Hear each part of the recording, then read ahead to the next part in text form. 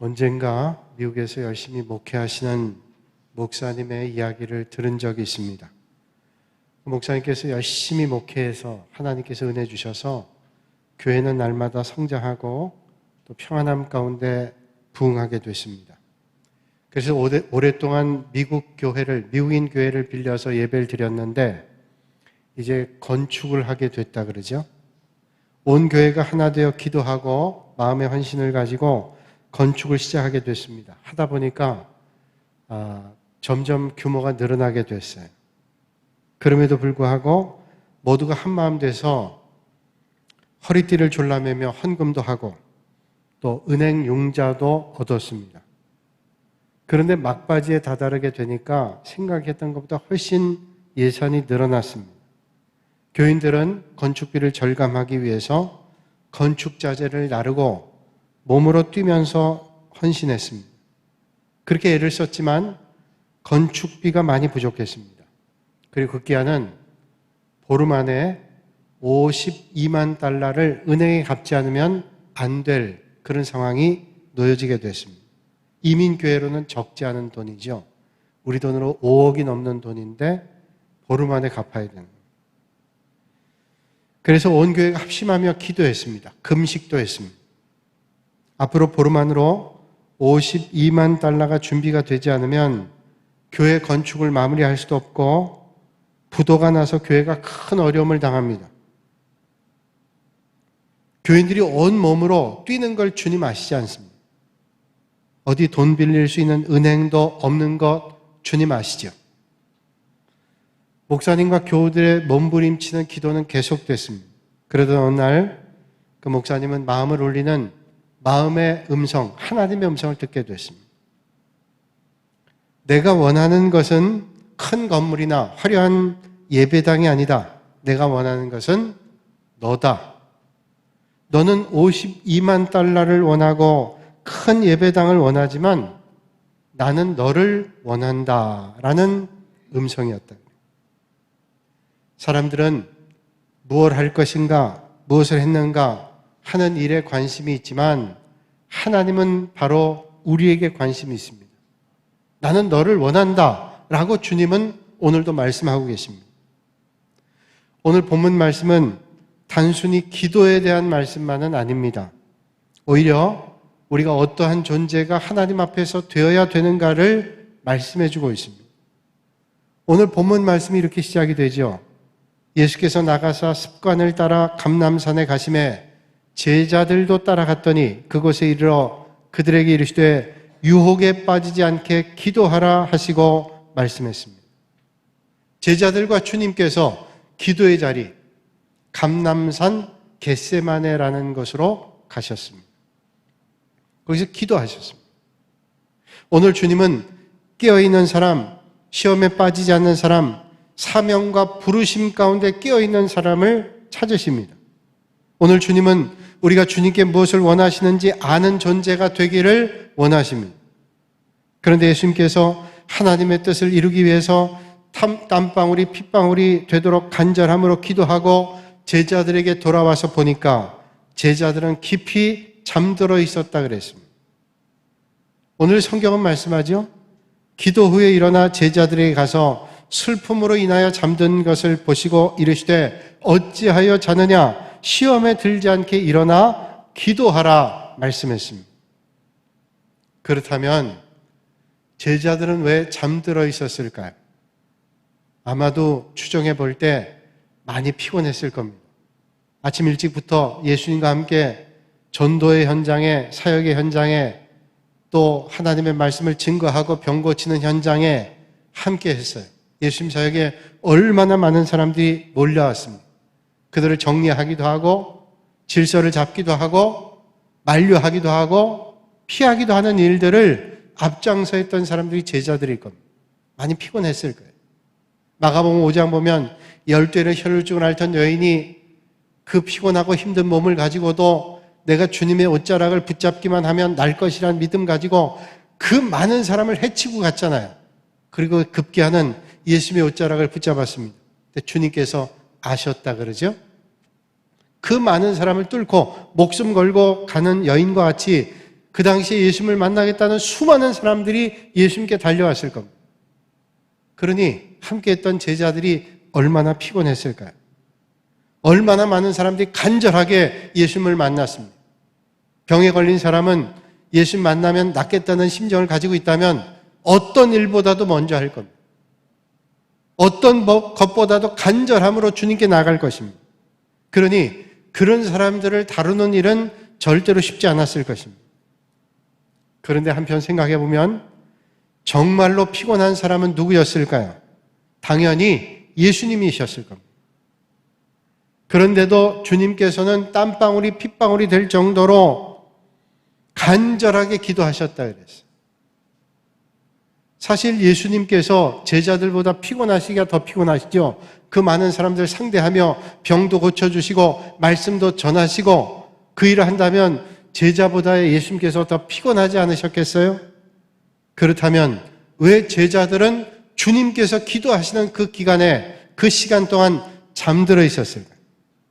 하나님의 일을 모르고 있었습니다. 예수님의 십자가 고난의 일을 그들은 직접 느끼질 못했습니다. 바로 영적인 어둠 때문이었습니다. 제자들의 가장 큰 문제는 영적으로 어두운 눈, 캄캄한 심령, 닫혀진 귀, 무디어진 마음 때문이었습니다. 그러므로 가장 필요한 것은 영적인 각성입니다. 주님 앞에 나를 깨우는 것입니다. 하나님이 원하시는 일에 나를 다시금 세우는 것입니다. 그 중요한 자리에 예수님은 어떤 모습으로 서 계십니까? 간절한 기도의 모습으로 서 계십니다. 피곤하고 지치고 힘들다 할지라도 주님께서 십자가를 지시기 위해서 간절함으로 주님 앞에 서 계신 것입니다. 오늘 성경은 말씀하죠.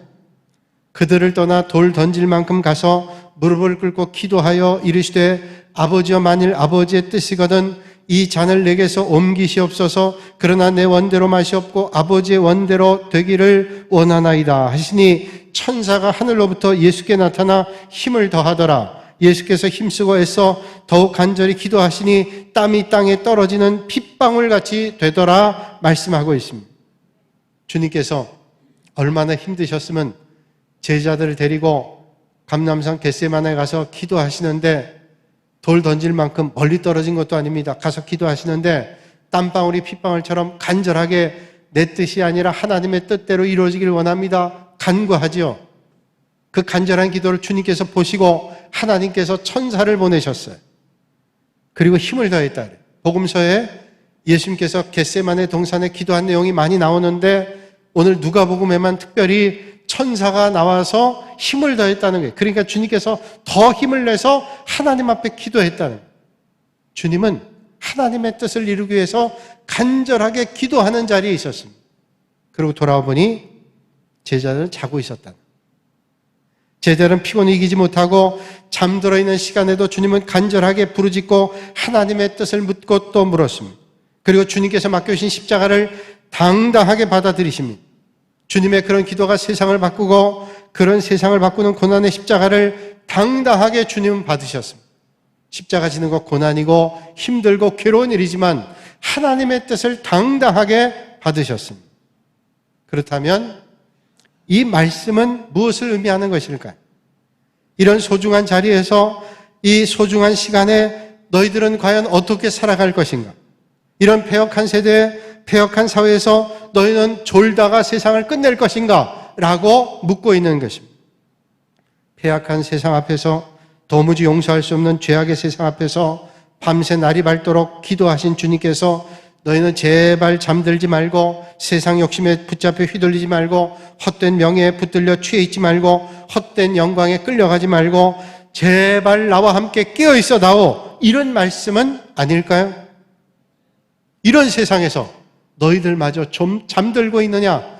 제발 너희는 피곤해도 잠들지 말고 깨어 있으라고 말씀하고 있습니다. 오늘 주님은 우리를 향해도 여전히 당부하고 계십니다. 나와 함께 깨어 있어 달라고 말씀하고 있습니다. 마태복음 5장에 보면 우리 믿음의 성도들을 세상에서 빛과 소금, 소금과 빛이 되라고 말씀하고 있습니다. 많은 분들이 그 뜻을 아시죠? 소금과 빛이 된다. 소금이 없으면 맛이 없고 부패를 방지하지 못하고 뭐 여러 가지 의미를 얘기합니다. 틀림없는 말이에요. 그러나 소금과 빛이 되란 말은 세상과 달라야 된다는 겁니다. 세상은 다 썩어가고 있지만 믿음의 성도들은 썩게 하지 않아야 되고, 세상은 어두워져 가지만 세상의 믿음의 성도들은 그 어둠을 밝히는 빛이 돼야 된다고 말씀하고 있습니다. 뭐예요? 달라야 된다는 거예요. 제자들은 그런데 뭔가를 해야 된다고 생각했습니다. 제자들은 뭔가를 하는 것이 하나님의 일이라고 생각을 했습니다.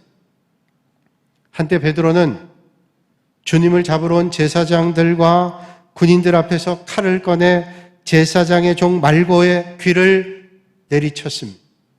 예수님 잡겠다고 하니까 그 흥분해서 가지고 있던 칼을 꺼내서 그 칼을 빼앗아서 말고의 귀를 쳤어요. 그런데 주님은 칭찬하기는커녕 뭐라고 말씀해요? 칼을 쓰는 자는 칼로 망한다 그러시면서 순순히 저들에게 붙잡혀 가셨습니다. 너무도 무기력하게 말이에요. 그런데 그런 걸음이 하나님의 뜻을 이루는 길인 것을 나중에야 깨닫게 됐습니다. 하나님의 일이 어디 있는지를 그때야 깨닫게 됐습니다. 부활의 아침에 제자들은 뭔가를 해야 된다고 생각했습니다. 예수님께서 십자가에 달려 돌아가시고 디베랴 바닷가에서 뭔가를 해야 된다고 생각했습니다. 주님 계시지 않으니까 이젠 다시 고기 잡던 일로 돌아갔습니다. 그리고 고기라도 잡아야 되겠다고 생각했습니다. 그런데 거기에서 주님께서 다가오셔서 베드로에게 물으셨습니다. 요한의 아들 시몬아, 네가 이 사람들보다 나를 더 사랑하느냐? 그리고 또 묻습니다. 요한의 아들 시몬아, 네가 나를 사랑하느냐? 그리고 또 묻습니다. 요한의 아들 시몬아, 네가 나를 사랑하느냐? 베드로가 주님, 제가 주님을 사랑하는지를 주님께서 아시지 않습니까? 말씀하니 예수님께서 말씀하지요. 예수께서 이르시되 내 양을 먹이라 말씀하셨습니다. 네가 나를 사랑하느냐? 3번이나 물으셨어요. 왜 물으셨을까요? 주님 사랑하지 않고는, 주님 사랑하는 존재가 되지 않고는 주님의 일을 감당할 수 없다고 말씀하고 있습니다. 오늘 말씀 마태복음, 요한복음 21장 15절로 17절 말씀, 시몬 베드로가 주님 말씀에 내가 주님 사랑합니다 고백했던 그 말씀에 주님께서 말씀하신 이 사람들보다 나를 더 사랑하느냐, 이 말씀이 뭘까요? 헬라 말로는 프레이온 투토라는 말로 사용합니다. 투토라는 말은 지시대명사고 프레이온은 비교급. 이것들보다 나를 더라는 말입니다. 비교하는 거예요. 이것들보다라는 말은 지시대명사로 사람도 의미합니다. 이 사람들보다, 이것들보다 나를 더 사랑하느냐 묻고 있습니다. 그 말은 무슨 말일까요? 네가 이 세상에 사랑하는, 좋아하는 그 어떤 것보다도 네가 이 세상의 어떤 사람들보다 더 나를 사랑하느냐고 주님께서 묻고 계십니다. 그렇다면 오늘 주님께서 우리에게 묻고 계신 것은 과연 무엇일까요? 십자가 복음을 전해야 될 너희가 어떤 존재가 되어야 될 것인가? 라고 묻고 계신 것입니다. 온 세상을 향해 자신을 내어주시는 아버지 하나님의 마음을 아는 사람, 자신 던져 세상을 구원하시려고 십자가를 지셨던 주님의 마음을 아는 사람이 되기를 당부하시는 것입니다. 오늘 주님은 여전히 우리를 향하여 당부하고 계십니다. 제발 나와 함께 깨어 있어 달라고. 세상이 어두워지고 맛을 잃어가고 부패한다 할지라도 너희들은 제발 깨어 있어 달라고 주님은 말씀하고 계십니다. 너는 그냥 세상 사람들처럼 그런 목적 가지고 살다가 그냥 가지 말라고. 헛된 욕망에 사로잡혀 그렇게 살다가 세상 떠나지 말라고. 주님 마지막 날, 마지막 순간에 십자가를 져야 될 결단의 순간, 그 중요한 시간에 저희들을 향해서 그렇게 묻고 계십니다. 어둡다고, 맛을 잃어간다고, 너희마저 그렇게 살아서는 안 된다고 우리에게 말씀하고 계십니다. 그러므로 오늘 주님의 당부는 기도하라는 요청만이 아닙니다. 오히려 하나님 앞에 우리는 어떤 존재가 되어야 되는지, 어떤 믿음의 길을 걸어야 되는지, 그러기 위해서 주님과 함께 깨어있기를 오늘도 원하고 계십니다. 주전 480년경에 당시의 고대 근동 지역의 패권을 잡고 있던 페르시아가, 오늘로 얘기하면 이란입니다. 성경에는 바사라는 이름으로 나와 있습니다. 아하수에로 왕이 25만 명의 대군을 이끌고 그리스를 침공합니다. 그리스 아테네 스파르타가 속해 있는 지역이죠. 그들이 침공한다는 소식을 듣고 그리스의 5개 폴리스, 도시국가 결집을 합니다. 그래서 모았던 군사가 7,000명밖에 되지 않아요. 25만 명에 비하면 7,000명은 상대가 되지 않습니다. 당시에 고대 근동 지역의 패권을 잡고 있던 페르시아는 막강한 군사력을 가지고 침공했습니다. 저들은 오합지졸에 불과합니다. 그러나 우리가 알고 있는 대로 스파르타는 강한 민족이고 강한 군대였습니다. 우리가 아는 대로 스파르타의 어머니들은 자식들을 키우면서 그런 말 하죠. 너희들이 전쟁터에 나가면 방패를 들고 돌아오든 아니면 방패에 얹혀서 돌아오든 둘 중에 하나를 하라고 그렇게 얘기했다 그래요. 그 말은 뭘까요? 방패를 들고 오는 거는 살아오는 거예요. 전쟁에 이겨 승리하고 돌아오는 겁니다. 그러지 않으면 방패 얹혀와라. 죽어서 오든지 부상을 당하든지 끝까지 싸우라는. 처음에는 페르시아 군대가 쉽게 저들이 10,000명도 되지 않은 7,000명이에요. 금방 전투가 끝날 줄 알았습니다. 근데 저지가 너무 심했습니다. 스파르타 군대가 강력하게 대응을 했어요. 그러다가 스파르타 군의 한 명이 배반으로 인해서 결국은 그 저지선이 뚫리게 되고 포위를 당하게 됐어요. 포위가 달려서 포위를 당해서 이 스파르타 군대가 언덕 위에 올라가 마지막 한 사람까지 전사할 때까지 전투를 합니다. 남은 300명의 군대가 몰살을 당하죠. 역사학자인 헤로도토스는 그 마지막까지 싸운 전투의 모습을 이렇게 표현하고 있습니다. 저들이 전투에서 싸우다가 창과 칼을 놓치고 빼앗기면 손으로 싸웠다. 상대방은 창칼로 덤벼드는데 손으로 싸웠다. 그 손이 잘리면 이빨을 가지고 싸웠다.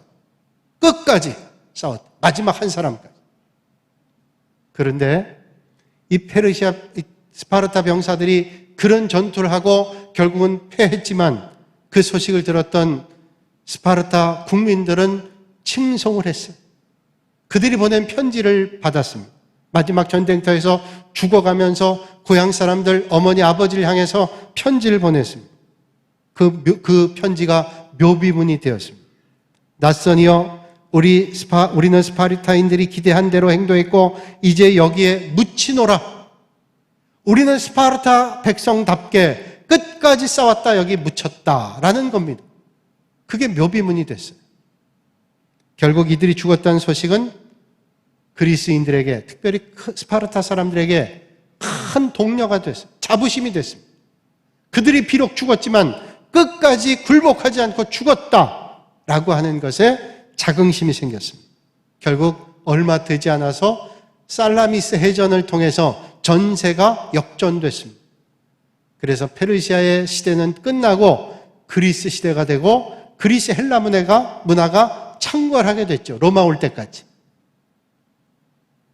프랑스의 철학자 몽테뉴는 말하기를 승리에 필적하는 성공적인 패배가 있다, 이런 말을 했습니다. 승리에 필적하는 성공적인 패배, 뭘까요? 죽지만 끝까지 최선을 다한 그들의 모습, 어떤 존재냐. 오늘 본문 말씀을 우리가 다시 돌아가 보면 그날 밤에 겟세마네 동상에서는 위대한 전투가 시작되고 있었습니다. 그것은 영적인 전투입니다. 그들이 자신이 어떤 존재가 되어야 되는지, 주님과 함께 어떤 존재로 살아야 되는지를 주님께서 결단하고 있는, 너희도 나와 함께 깨어서 이 세대를 닮지 말고 하나님의 뜻을 이루는 믿음의 길을 가야 된다고 영적인 격려를 주님 주고 있습니다. 그렇게 된다면 아마 그런 믿음의 성도들의 묘비는 이럴 겁니다. 지나가는 이여, 우리는 주님이 우리에게 기대하신 대로 행동했고 이제 여기에 묻혀있노라, 우리 주님께 전해주어 라고 말할 수 있을 것입니다. 그렇다면 여러분, 우리는 어떤 존재로 삶을 살아야 될까요? 오늘 우리는 하나님 앞에 어떤 사람으로 서야 될까요? 오늘 이 시대 믿음의 성도들은 어떤 믿음의 길을 걸어야 될까요? 구호단체인 컴패션 인터내셔널이라는 조직이 있습니다.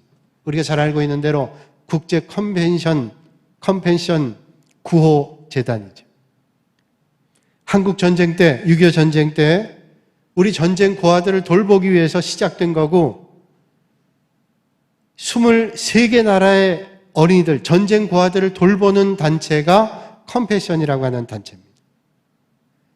미국의 시카고에서 목회를 했던 에버렛 스완선이라는 목사님이 한국 전쟁 가운데 1952년에 한국에 있는 미군들, 전투 가운데 있는 미군들을 격려하기 위해서 저들에게 천국의 소망을 전하기 위해서 와서 집회를 했습니다. 집회를 하고 종로에 있는 한 여관에서 잠을 잤습니다. 아침에 눈을 뜨면서 창문에 커튼을 제쳤습니다. 밖을 보니까 종로거리에 하얀 눈이 쌓여 있었습니다. 자기에게 낯선 땅, 그 땅에 하얀 눈이 쏟아졌는데 참 아름답게 보였습니다. 전쟁통에 있지만 참 이 땅은 아름다운 땅이구나 하는 감탄을 가지고 보게 됐습니다. 우두커니 보고 있는데 마침 지금으로 얘기하면 청소하는 미화원들이죠. 미화원들이 와서 종로 시내 간밤에 더러워진 것들을, 눈에 덮여져 있는 것들을 꺼내서 쓰레기 수레에다가 실었습니다. 부신 거 보고 있는데 그 쓰레기를 담는데 사람 손이 보이는 겁니다.